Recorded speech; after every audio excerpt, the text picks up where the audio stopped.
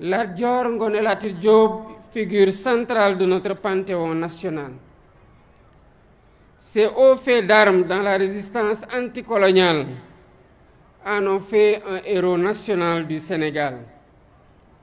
Le Damel du Cayor a tenu tête à la France coloniale durant plus d'un quart de siècle.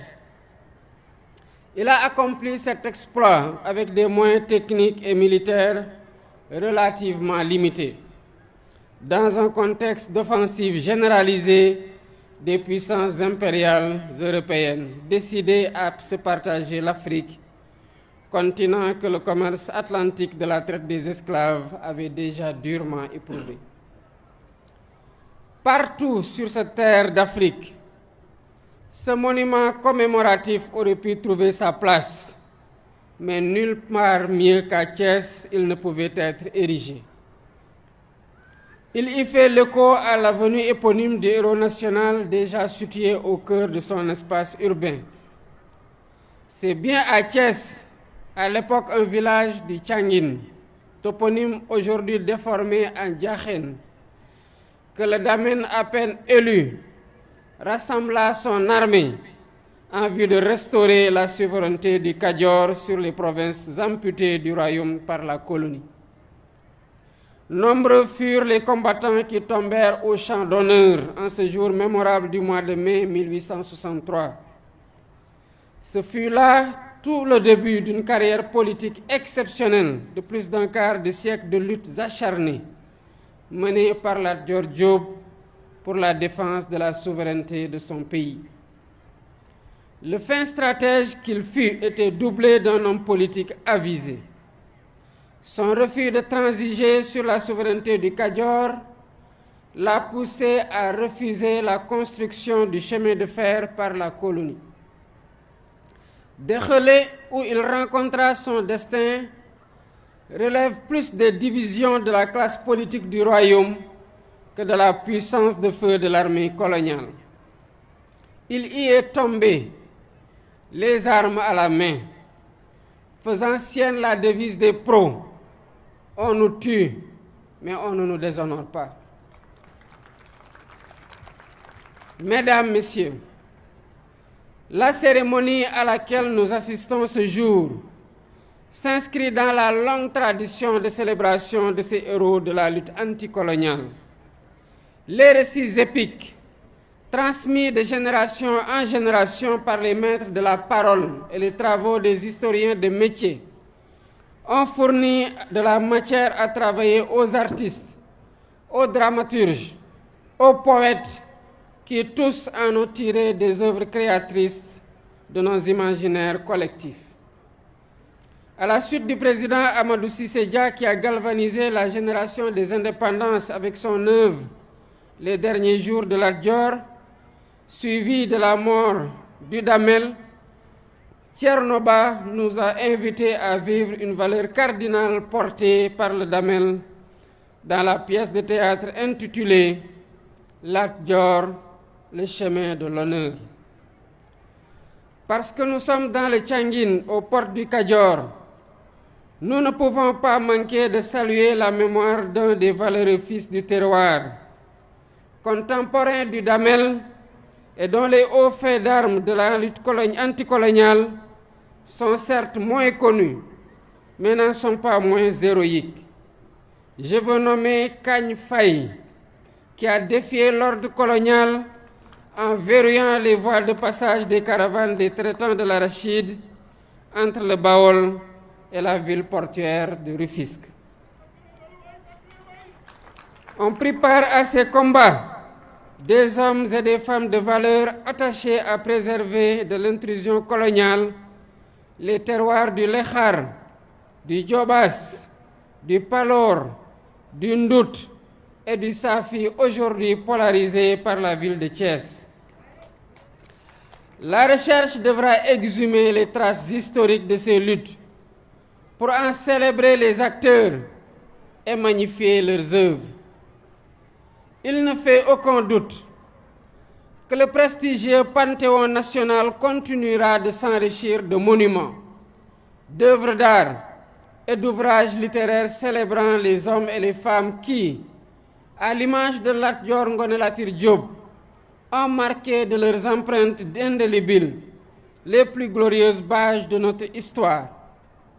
Faire nation, c'est en permanence immortaliser ces vies exemplaires, rappeler à notre jeunesse les valeurs dont elles furent l'incarnation. Mesdames et messieurs, c'est dans la diversité des mémoires des terroirs constitutifs de la nation sénégalaise, ouverte sur l'Afrique, que nous construirons un futur de dignité, de solidarité et de cohésion.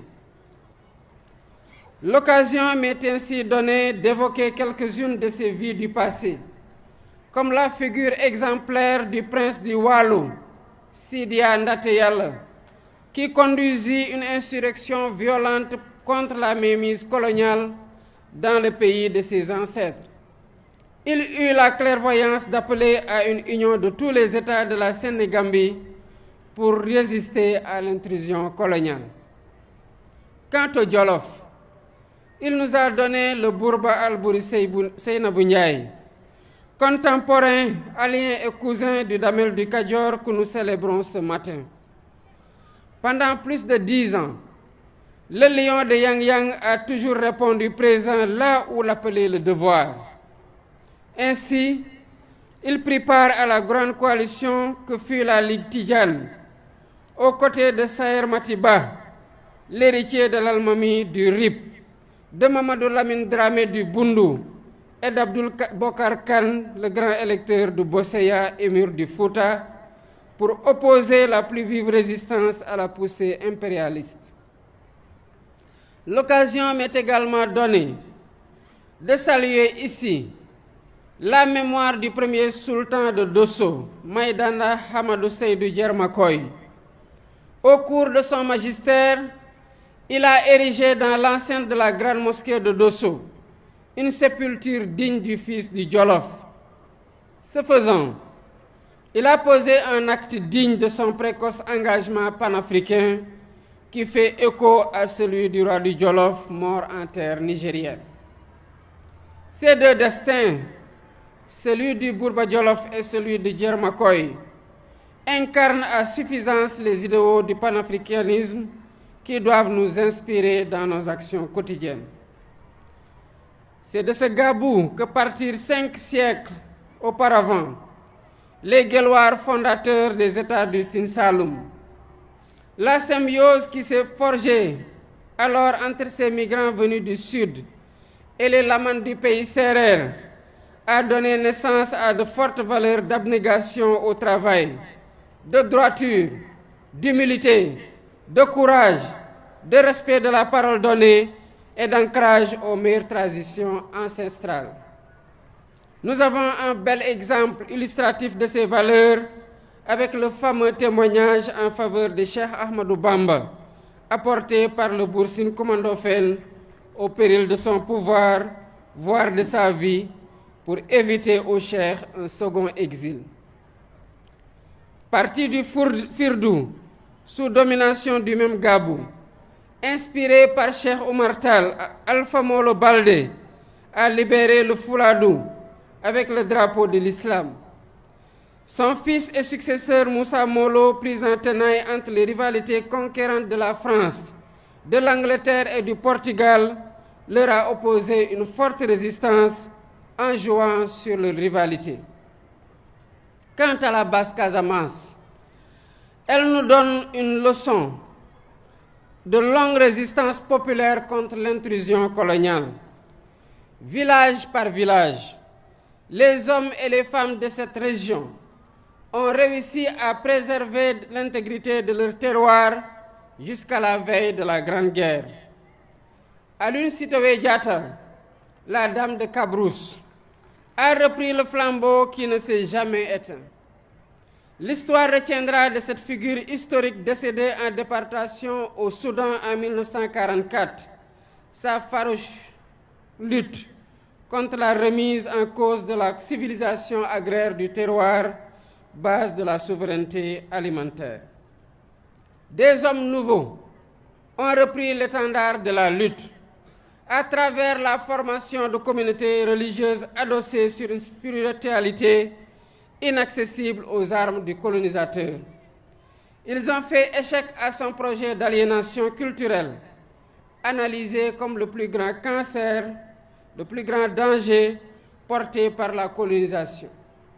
Cheikh Saad Bou, Amadou Ngoné Ndak Seck, Cheikh Abdoulaye Niass, Cheikh Bou Kounta, Seydi El Hadji Malick Sy, Cheikh Ahmadou Bamba Mbacké, Limamou Laye Thiaw ont apporté une réponse efficace à la crise des sociétés sénégambiennes de la fin du XIXe siècle.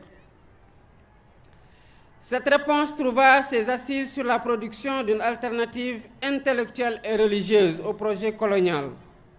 Ils ont ainsi réussi à préserver l'essentiel, c'est-à-dire la foi en Dieu, les valeurs cardinales du travail, de la droiture, de l'intégrité, nourries par les textes des penseurs soufis.